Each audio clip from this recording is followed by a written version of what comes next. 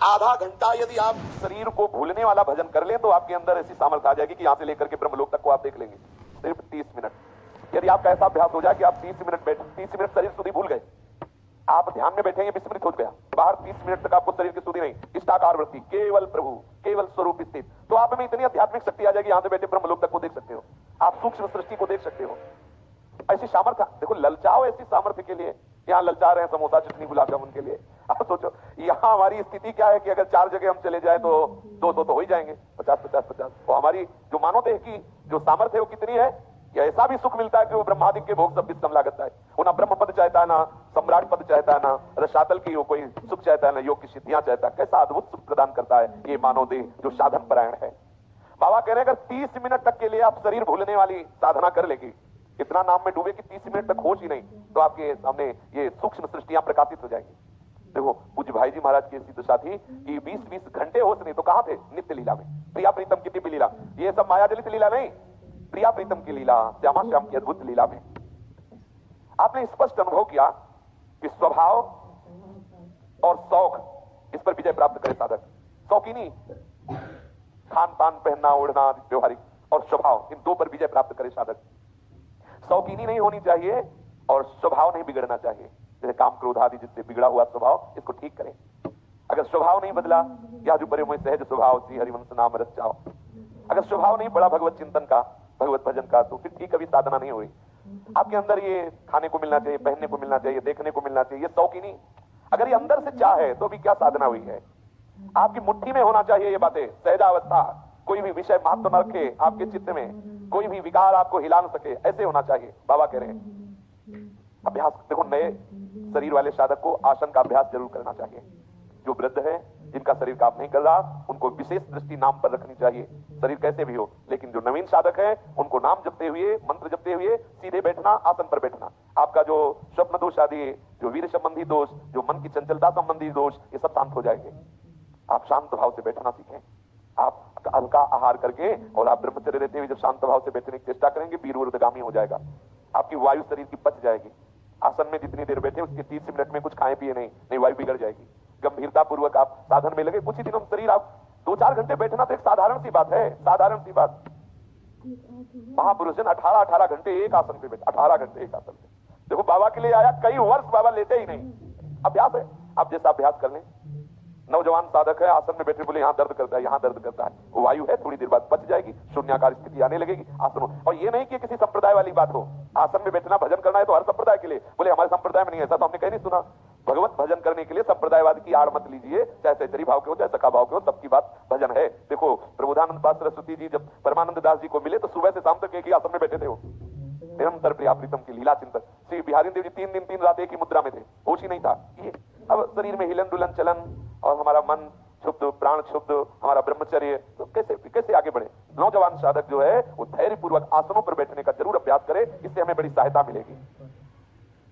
पूज्य श्री बाबा जी के तप की प्रशंसा, भजन शैली की प्रशंसा, तो एक महात्मा को ईर्ष्या हुई, उन्होंने कहा हमको उड़िया बाबा से कम है क्या? और हम भी शुरू करते हैं।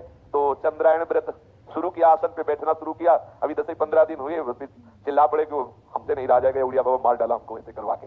हाँ बोले हमसे सब नहीं हुआ होगा। तब बाबा ने कहा देखी देखा साधे जोग, चीजें काया बाढ़े रोग, अपनी सामर्थ्य के अनुसार चलो। हाँ, ये सब महापुरुष जन जो हमें बता रहे हैं, हमें अपनी दिनचर्या ऐसी बनानी है। लेकिन आज से सोचे कि हम चंद्रायण शुरू कर दें, एक कवल खा के 18 घंटा बैठे रहे, अपने हिसाब से चलिए। ये तो सब महारथी जन है, महापुरुष जन है, इनकी आज्ञा पालन कीजिए। और ऐसा सब कोई उड़िया बाबा थोड़ी बन जाएगा, सब कोई उस प्रेम रस या आत्मरस में डूबना उसी में है, लेकिन हम अपने अनुसार साधना करें, देखा देखी ना करें। महाराज जी हर समय समाधि में लीन रहते, पलक गिराने की भी शुद्धि नहीं रहती, एक कौर मुख में रखना भी अच्छा नहीं लगता, एक सेकंड की भी बहिर्मुखता सहन नहीं होती। अब स्वभाव से खाना पीना, अन्न ग्रहण करना, सब छूटता गया। स्वाभाविक हर समय अंतर्मुख, हर समय ध्यान आहार में तन्मय रहते। समाधि निष्ठा की चरम सीमा बाबा में जागृत हो रही थी। महापुरुषों ने करके दिखाया है। एक भक्त बाबा के पास गए और बोले बाबा मेरा अनुभव है कि जो आपके समीप रहेगा वो परम सुखी हो जाएगा। बाबा मुझे लगता है कि संसार में अगर किसी को सुख है तो आपको ही है। बाबा की मुद्रा। बाबा बोले हाँ, ये मैं कह सकता हूं कि मैं बहुत सुखी हूं। बोले बाबा हम कैसे इस सुख को प्राप्त करें? बोले मेरे पास आ जाओ, सुख प्राप्त कर लोगे। बोले बाबा मैं तो आपके पास ही बैठा हूं। बोले नहीं बेटा, अभी तुम मेरे पास नहीं हो। बाबा ने कहा मेरे पास नहीं हो? तो कहा बाबा हूं तो आपके पास ही। बोले नहीं, मेरे पास नहीं हो। जब तुम मेरे पास आ जाओगे तो मेरे समान सुखी हो जाओगे। मेरे पास आने के लिए जिभ्यो बस्त सुख भ्रमम त्यज मनः पर्यंत दुखे क्षणात् पारुष्यम मृदु भाषणात् त्यज वृथालाप श्रमम मौनतः दुस्संगम त्यज साधु संगम बलात् गर्वम तु भंगे क्षणात् निंदा दुःखम अनिंद देव मुनिभिर निंदा कथा संस्मृते। संपूर्ण विषयों में दुख बुद्धि कर लो अगर मेरे पास आना है। मेरे पास कैसे आओगे? संपूर्ण विषयों में दुख बुद्धि कर लो और दो पर विजय प्राप्त करो, जिह्वा और जनेन्द्री उपस्थेंद्री। इन दो, बस इन्हीं पर विजय प्राप्त करना और तो सब परास्त हो जाएंगे। ये दो ही साधक को नष्ट कर देती है। अच्छा अच्छा खाने को मिले और जनेन्द्री संबंधी चेष्टा। इस भ्रांति को त्याग दो कि रसेंद्री का कोई भी सुख है और जनेन्द्री का भी कोई सुख है। इसको छोड़ दो। मधुर भाषण बोलो, कठोर भाषण मत बोलो। नहीं बोलना आता मौन हो जाओ। अगर आपको सत्य हितकर मृदु बोलना नहीं आता तो आप मौन हो जाइए। संत समागम के द्वारा कुसंग दुसंग पर विजय प्राप्त कर लीजिए। कभी भी अपमान कोई भी कर सकता है, इसलिए अभिमान मत करिए। संसार बड़े बड़े भगवत अवतारों की भी निंदा करता है, इसलिए तुम्हारी भी निंदा करेगा। पहले से निश्चय कर लीजिए कि मैं निंदा से क्षुभित नहीं होऊंगा तो तुम मेरे समीप आ जाओगे। यह है महापुरुषों के समीप पहुंचने का उपाय। किसी भी विषय को सुख बुद्धि से मत देखो। रसेंद्री और जनेन्द्री के भोगों को मत भोगो। कठोर भाषण झूठ बोलना त्याग दो। नहीं आता तो मौन हो जाओ। संत समागम के द्वारा कुसंग का त्याग कर दो। अपमान बड़े बड़ों का होता है, इसलिए अभिमान मत करो। तृण से नीचे बनो। और निंदा बड़े बड़ों की, भगवत अवतारों की भी लोग करते हैं, इसलिए स्तुति में मत फंसो। एक ना एक दिन तुम्हारी भी निंदा होगी। चुपचाप पहले से तैयार हो जाओ निंदा के दुख को सहने के लिए, तो तुम हमारे समीप पहुंच जाओगे।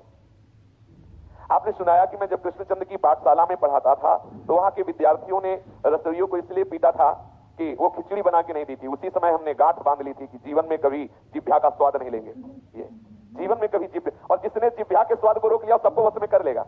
रसेंद्री को अगर आपने अपने वश में नहीं किया तो जनेन्द्री को वश में कर ही नहीं सकते, नहीं कर सकते। चाहे जितने आप आसन में बैठो, चाहे जो कुछ करो, रसेंद्री अगर यहाँ से डालना बंद नहीं करोगे ना तो फिर आगे कुछ नहीं। उचित सात्विक नीरस भोजन तो सरस चिंतन, अद्भुत अद्भुत चमत्कार आपके जीवन में आएंगे।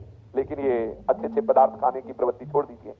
जब आप बिल्कुल अनुभव की बात है, एक दिन ये भंडारा पाके देखिए, बढ़िया गुलाब जामुन और ये सब, और एक दो दिन माधुकरी पाके देखिए तो आप देखेंगे आपका चिंतन कैसा। हर वस्तु अपना प्रभाव रखती है। एक पत्ती ही तो है भांग गांजा, पत्ती ही तो प्राकृतिक पत्ती है। भांग है, गांजा है, चरस है, अफीम है, ये सब उसी से पैदा होते हैं। प्रकृति से ही पत्ती है ये। आप देखो इतनी बातें और झूमने लगते हैं नशे में। ऐसे ही हर अन्न में, हर पदार्थ में अपना प्रभाव है। किस तरह का कमाया हुआ, कैसा कैसा। तो जहां आप मीठा और सब पकवान पाएंगे तो आपके अंदर रजोगुण बढ़ेगा। रजोगुण बढ़ेगा तो भोग वासना बढ़ेगी। आप ब्रह्मचर्य या संयम से रह ही नहीं सकते। इसलिए बहुत भोजन पर ध्यान दिया जाए, सात्विक भोजन।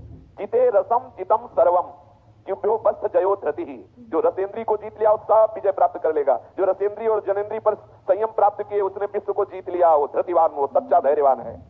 रसेंद्री और आप यदि जनेन्द्री का प्रयोग न करें तो कुछ दिन बाद आप इस पीड़ा से मुक्त हो जाएंगे। किसी भी तरह से जनेन्द्री सुख का प्रयोग न करें तो आप देखें कुछ दिनों के बाद आप शांत हो जाएंगे। आपका हृदय बिल्कुल उस विषय में खिंचाव ही नहीं करेगा।